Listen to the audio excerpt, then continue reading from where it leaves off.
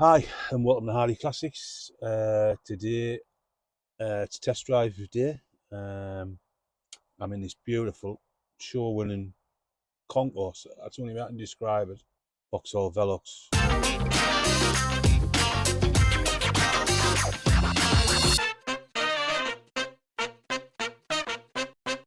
which we purchased a couple of weeks ago. What a stunning car! Inside, outside, underneath, the car is absolutely immaculate. Even the dashboard. If this isn't a take of an American car by the British market, I don't know what is. When we film the dashboard, you'll see what I mean. It just looks like Americana in a miniature scale. And if you don't want a big lumbering American car, this is probably going to be the car for you. Beautiful, absolutely beautiful. Let's fire up. There you go. Lovely straight six in there. Bit of choke off. Column change, of course. And we're off.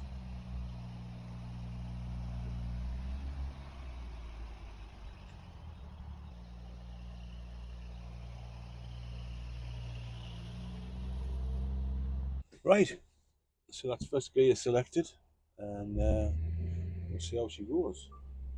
There's the dashboard I was telling you about earlier. It's just beautiful. Again, three on the tree, as the Americans would say. A little bit of choke there. Column change.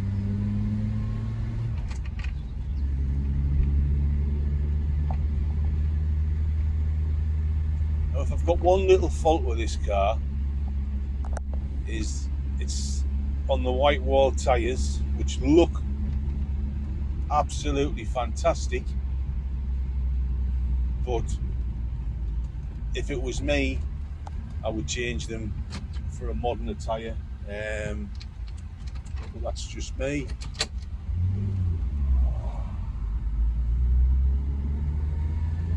Gain 3 speed, gear change is just nice.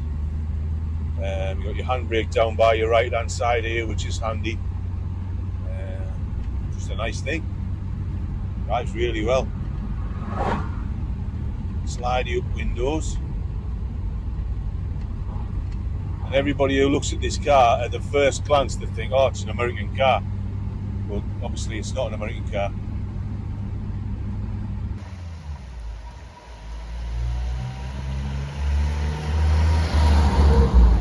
There's plenty of power in this engine. It's a 6-cylinder straight 6. I don't know the exact power of it, but I would think it would be probably around 100 horsepower or something like that. It'll be quite a powerful engine. And as you can see here, we've got typical bank holiday weather. Wind that came from absolutely nowhere, and it's going to start and pour down. It's just typical bank holiday weather, so everything we have will be getting soaking wet.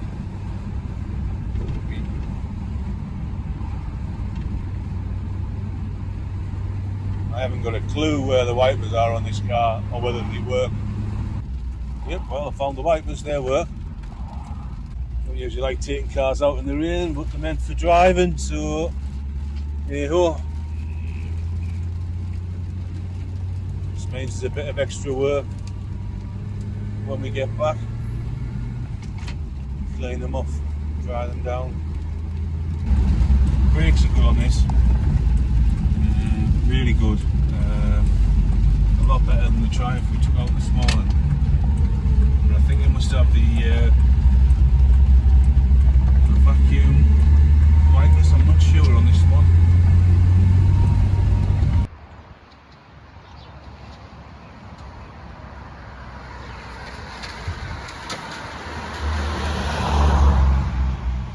Yeah, one thing about this car is it's got a lot of.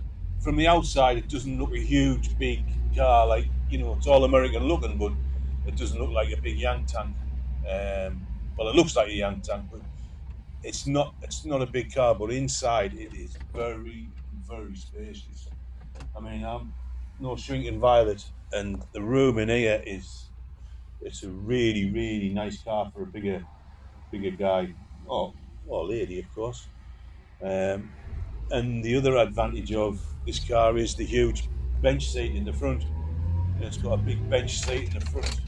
And it's just so comfortable, just a comfortable driving position. I think these cars were about 850 quid or something when they were new, with the tax on. My father-in-law used to sell these new for the Cleveland Car Company, and I took it up to show him the other day, and he said to me, he said, this car, he can't believe the condition of this car, he said, because they actually rotted when they were in the car showroom. They were that bad. And he said, cars coming back after a year, taking them back in part exchange, weren't as good as this car. I mean, this car has had a fantastic restoration on it. And again, mileages, I can't prove the mileages, but the proof's there. I just can't, say it's genuine. But to say the 34,000, I think it's something like that it's got on, to say it's a genuine mileage, all the previous owners say that. So, the mileage could be correct. It's obviously had restoration work at some point, which we've got all the photographs and receipts and stuff. My God, it's been done to a really high standard. The paintwork on this car is beautiful, absolutely beautiful. There's one tiny blemish on it, where something in the boots rolled about and put a little tiny dent in the back quarter. Not really a massive job to repair, but something we won't do before we sell it. But if a customer was adamant they wanted to do, and we could get that done, that's not a problem.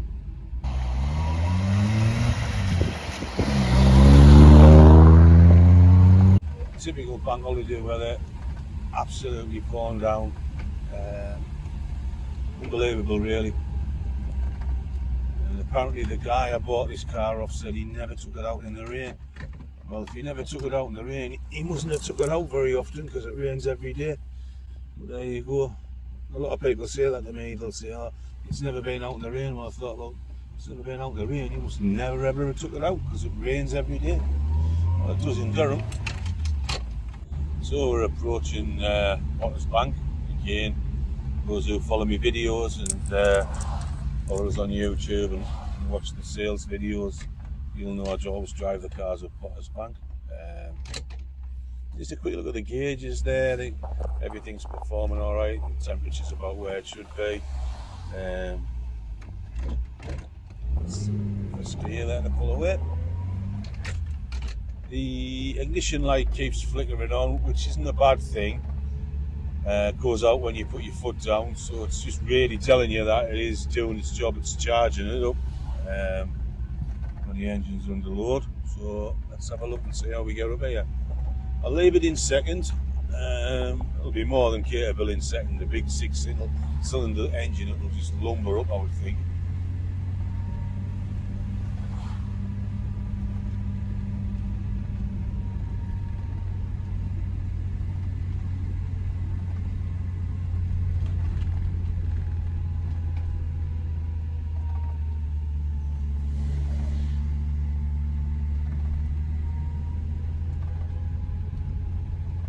No problem at all. Any place to park your car. There you go. Slipping into third and we're away. Again, you can feel them tyres, can't you? See how it's wallowing on the road. I think if it was mine, I'd have them off. I mean, they are lovely periods, white wall tyres, but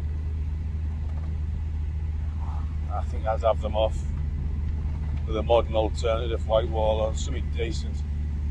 And the car deserves it. It's a show-winning car. You can see why they've got them on, but from a driver's point of view, I think I would change them. Yeah, she nearly lost the bike.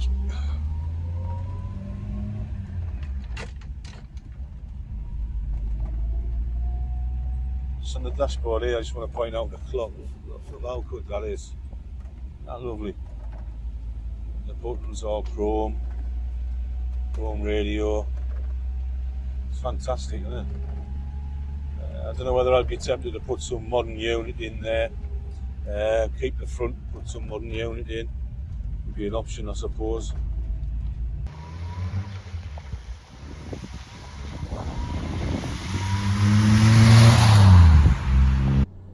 We'll try it around the country roads. Again, it's what these little cars are made for. Down the gears, around we go. Again, plenty of power, that 6-cylinder engine. I mean, imagine being a youngster in the 50s or whatever and having one of these cars. I can't imagine, well, you'd have had to be a rich youngster, wouldn't you? But if your mum and dad had one and they let you out in it, I mean, bench seat, you know what I mean? All the American looks. Just being fantastic.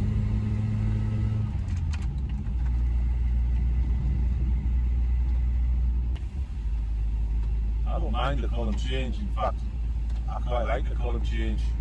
One of the very first pickup trucks I ever had when I started working for myself was a column change. I've never seen the one actually for sale, or I would have bought the one for old time's sake. It was a Bedford KB, which is basically like the shape of a Toyota Hilux or something like that. They were fitted with an Isuzu diesel engine. Back in the day, Bedford made them.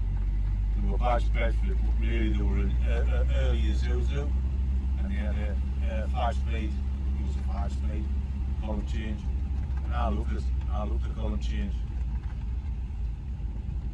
But I've got vehicles with every sort of gearbox under the sun you can imagine, from tumbler gearboxes to pre-select gearboxes, hand change on the column, you know. So I drove pretty much everything, but this is a nice crisp gearbox. Really easy to use for a column change.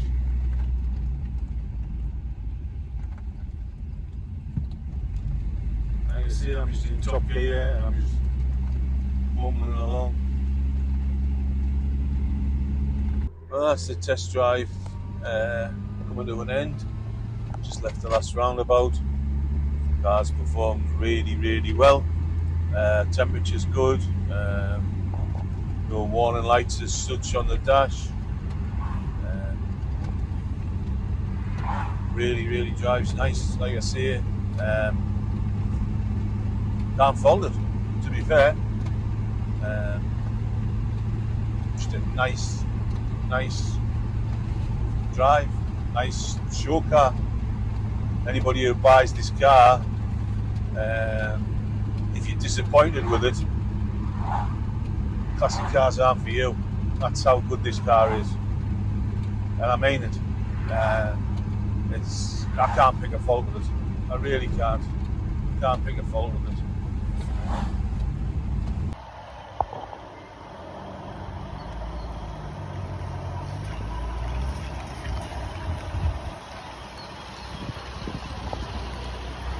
Well, that's the end of the test drive for the Vauxhall Velox. Can't fault the car. Honestly, I can't fault. The only thing I can fault is the weather, but I can't fault the car. If you need any more information on this car, follow us on Facebook or Instagram, watch us on YouTube. You really need to come and see the car. Come and see the car, have a test drive, send us a message or whatever you want to do. But there you are, the Vauxhall Velox. Bye-bye now.